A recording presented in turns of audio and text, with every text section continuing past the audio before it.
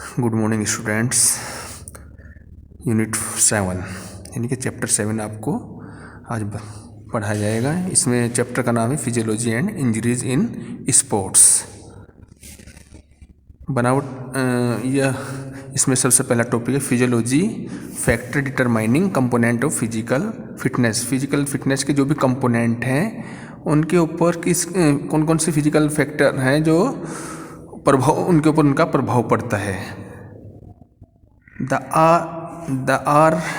There are various factors that determine the components of physical fitness.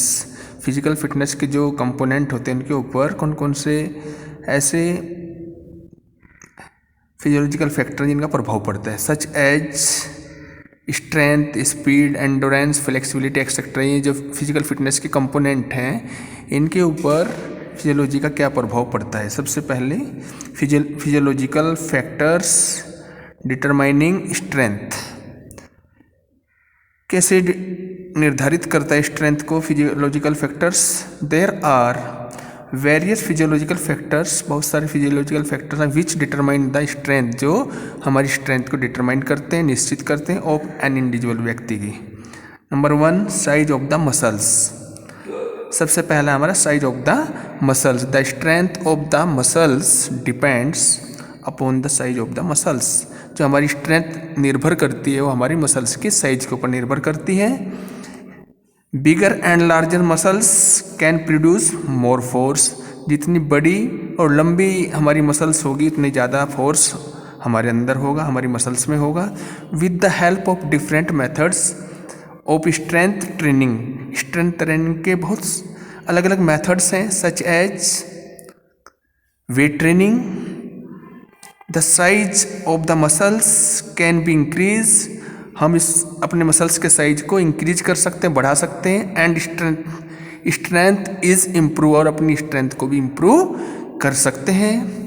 So the strength is determined by the size of the muscles. इस प्रकार से हमारी strength को determine करती है हमारा size of the muscles, muscle का हमारी क्या साइज है। Number 2, body weight. It is fact that the individuals who are heavier and generally stronger. ये सामान्य सी बात है भाई, जो आदमी जिसका ज़्यादा बॉडी वेट होगा उतनी इसमें ज़्यादा ताकत होगी उसके अंदर।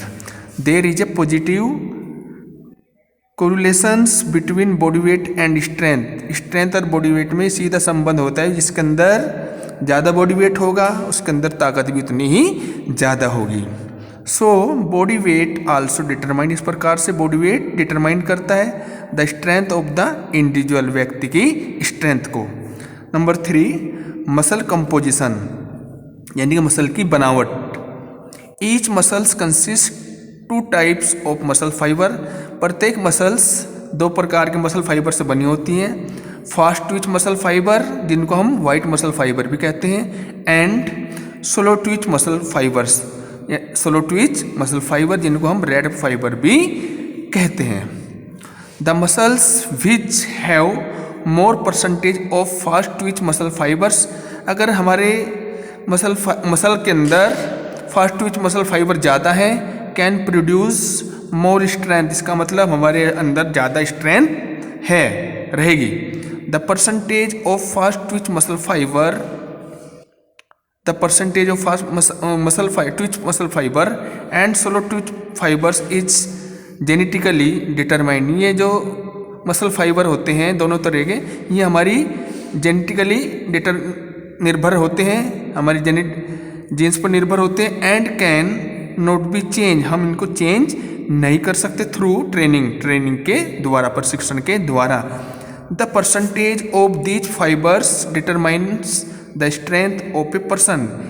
इनकी परसेंटेज ही दोनों मसल फाइबर की स्ट्रेंथ को डिटरमाइन करती है, निर्धारित करती है एक आदमी की। Number 4, intensity of the nerve impulse. Nerve impulse कितनी तेज है, कितनी तीव्रता है उनके अंदर, ये भी निर्धारित करती है हमारी स्ट्रेंथ को। A muscle is compose of a number of motor units. एक मसल्स बहुत सारे मोटर यूनिट्स रखती है। The total force of the muscle depends on the number of contracting muscles का जो टोटल फोर्स होता है निर्भर करता है कॉन्ट्रैक्टिंग उसके सिकुड़ने पे। मोटर यूनिट्स के ऊपर stronger nerve impulse from central nervous systems excite more number of units. हमारा जो सेंट्रल नर्वस सिस्टम होता है वो ज़्यादा मात्रा में इम्पल्स को एक्साइट करता है और ज़्यादा मात्रा में यूनिट्स इकट्ठी रखता है। The muscles will contract more strongly, जिससे हमारी मसल्स तेजी के साथ में कॉन्ट्रैक्ट करती हैं। So the intensity of the nerve, इस प्रकार से इंटेंसिटी ऑफ नर्व की जो इंटेंसिटी होती है इम्पल्स की, आल्सो डिटरमाइन, ये निर्धारित करती है द अमाउंट ऑफ स्ट्रेंथ, हमारी स्ट्रेंथ को। Physiological factors determining speed is determined by the following physiological factors. Speed को निर्धारित करने वाले फैक्टर्स नीचे दिए गए हैं। नंबर 1, सबसे पहला फैक्टर है mobility of the nerve, mobility of nervous system. Our muscles contract and relax at the maximum possible speed. हमारी जो मसल्स होती है वो कॉन्ट्रैक्ट और रिलैक्स करती है हमारी मैक्सिमम स्पीड पर। This rapid contraction and relaxation of muscles is made possible by rapid excitation.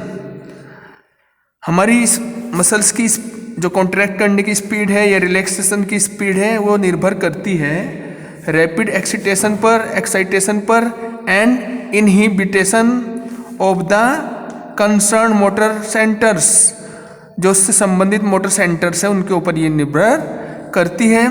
This is called the mobility of the nervous system. इस प्रकार से कहा जाता है भी हमारी जो मोबिलिटी है वो हमारे नर्वस सिस्टम के ऊपर निर्भर करती है। The mobility of the nervous system can be train, mobility of nervous system इसको हम ट्रेंड कर सकते हैं टू ए लिमिट एक्सटेंट, एक सीमा तक।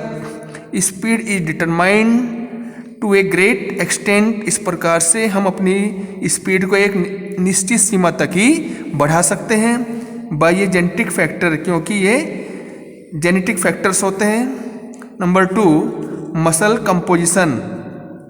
The muscle composition is a genetically determined and can not be change by training different.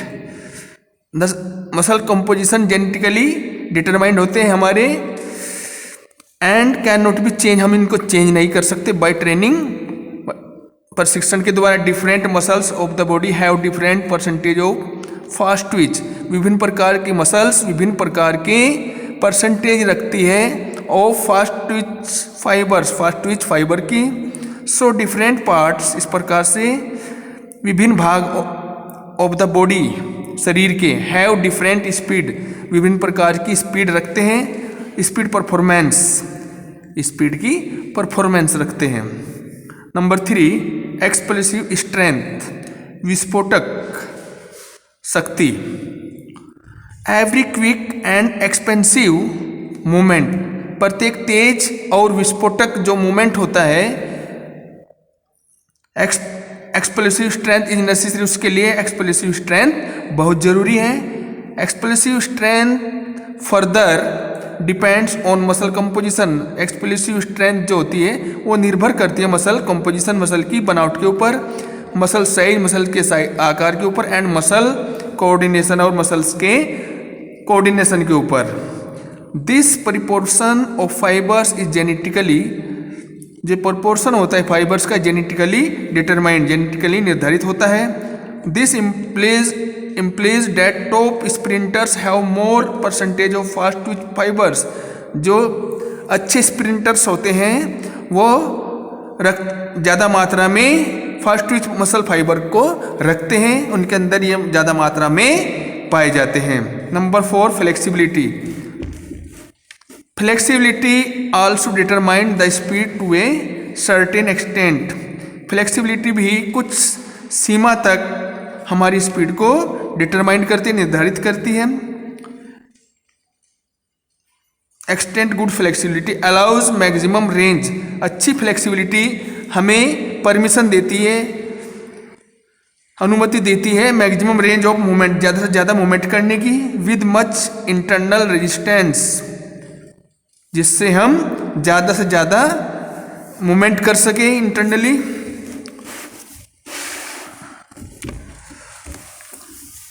Number 5 biochemical reserve and metabolic power for maximum speed performance, ज़्यादा जो स्पीड की जो परफॉर्मेंस है, the muscles require, muscles की आवश्यकता होती है more amount of energy, ज़्यादा मात्रा में एनर्जी की, at a very high rate, ज़्यादा तीव्र गति से, ऑफ कंजप्शन होने से, ज़्यादा ऊर्जा कंजप्शन होता है इसके अंदर।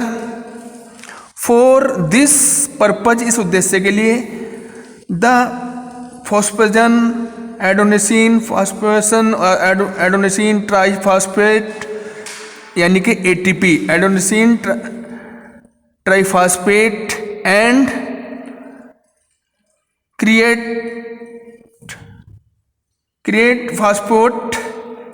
Create phosphate stores in the muscle, जितना ज़्यादा मात्रा में हम अंदर एटीपी और सीपी स्टोर होगा उतनी ज़्यादा में एनर्जी होगी हमारे अंदर मसल्स के। शुड बी एनफ, काफ़ी होती है इसके लिए। द अमाउंट ऑफ एटीपी का amount and rate of energy supply, rate of energy supply, ऊर्जा का जो दर है सप्लाई की, can be enhance by training, इसको हम बढ़ा सकते हैं ट्रेनिंग के द्वारा, प्रशिक्षण के माध्यम से। The biochemical reserves and metabolic powers determine speed, इस प्रकार से बायोकेमिकल रिजर्व और मेटाबॉलिक पावर जो होती है वो हमारी स्पीड को निर्धारित करती है। ये जितना ज़्यादा अच्छी होगी उतनी अच्छी हमारी स्पीड होगी।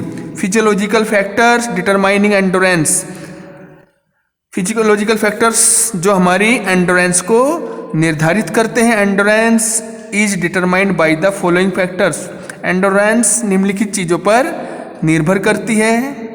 नंबर 1 एरोबिक कैपेसिटी, हमारी एरोबिक कैपेसिटी कैसी है? To perform an activity continuously, हम कितनी देर तक अपनी एक्टिविटी को कंटिन्यूस कर सकते हैं, लगातार कर सकते हैं। एनर्जी इज रिक्वायर्ड, उसके लिए एनर्जी की आवश्यकता होती है। बाय द मसल्स, मसल्स के अंदर, विच कैन बी सप्लाई, जो सप्लाई की जाती है by the presence of oxygen, oxygen के द्वारा। Therefore, the ability of the organism to maintain adequate supply, ये हमारे ऑर्गेनिज्म की एक एबिलिटी होती है, योग्यता होती है, वो कितनी देर तक सप्लाई कर सकता है। Supply of O2 to the working muscles, O2 की सप्लाई वर्किंग मसल्स तक भेज सकता है। फॉर एनर्जी लिबरेशन, ताकि उससे ज़्यादा से ज़्यादा एनर्जी हमें मिल सके। Is important, energy liberation is important for endurance, energy बहुत ही ज़रूरी है एंडोरेंस के लिए। एंडोरेंस परफॉर्मेंस अच्छी करने के लिए।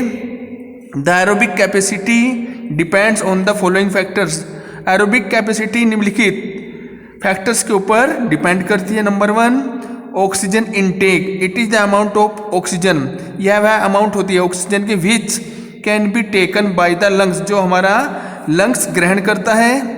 फ्रॉम एटमोस्फेयर, वातावरण से। If this amount is more, यह अमाउंट जितनी ज़्यादा होगी देन इट इज़ बेटर, इतना ही हमारे लिए अच्छा होगा। For achieving higher volume of O2, उतना ही अच्छा हम वॉल्यूम ऑफ O2 ग्रहण कर सकते हैं, बढ़ा सकते हैं। The oxygen intake depends, oxygen intake depends करता है ऑन द वाइटल कैपेसिटी, हमारी वाइटल कैपेसिटी पर। Oxygen intake is not a limiting factors, oxygen intake एक लिमिटिंग फैक्टर्स नहीं है। फॉर इंडोरेंस, इंडोरेंस के लिए, इंडोरेंस परफॉर्मेंस के लिए। Number 2 oxygen transport, the amount of oxygen taken into the blood from lungs, the amount of oxygen, यह amount की वह ऑक्सीजन होती है टेकन इनटू द ब्लड, जो ब्लड हम लेता है फ्रॉम लंग्स, लंग्स से, फेफड़ों से। हैज टू बी ट्रांसपोर्टेड, जिसको ट्रांसपोर्ट करता है टू द वर्किंग मसल्स, काम करने वाली जो हमारी मसल्स हैं उसके पास इसको ट्रांसपोर्ट कर देता है। The O2 transported depends, O2 का ट्रांसपोर्टेशन डिपेंड करता है upon the amount of O2, O2 की अमाउंट पर निर्भर करता है। Which the blood has absorb, which the blood absorb, blood कितने एब्जॉर्ब कर सकता है फ्रॉम द लंग्स, फेफड़ों से, and the ability of the circulatory system, और हमारी सर्कुलेटरी सिस्टम की क्या एबिलिटी है to carry the this quickly, जो तेजी से to the working muscles, working muscles के पास ब्लड को पहुंचा सकता है। द ट्रांसपोर्टेशन ऑफ ऑक्सीजन जेनिट, the transportation of oxygenated, transportation of oxygenated blood is बहुत ही ज़रूरी है। आज बच्चों यहीं तक ही पढ़ना है आपको। आज आपको ऑक्सीजन, जो हमारे फैक्टर्स, फिजियोलॉजिकल फैक्टर्स जो हमारी कंपोनेंट को डिटरमाइंड करते हैं, आज आप तक को यहाँ तक ही पढ़ाया जाएगा। Okay, thank you.